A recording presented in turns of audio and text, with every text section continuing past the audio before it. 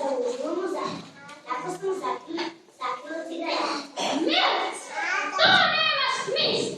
Traži cigareta već pola sata, a ti se praviš luda. Kako ti se sviđa početak mog rada? Ma super je, a sad mi lepo kaži gde si mi sakrila kutiju s cigaretama.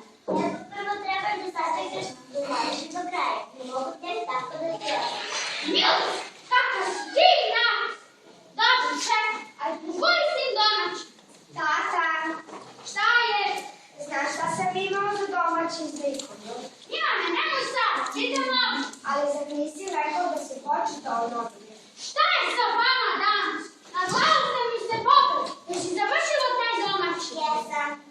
Ajde čitaj, ali samo kraj, nema vremena. Dobro, posliju.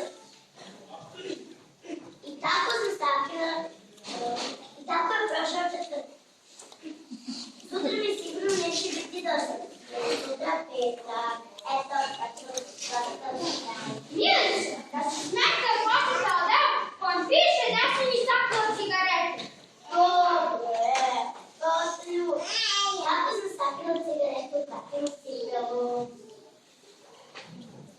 Ovdje nema ničega, opet ne zaviđavaš.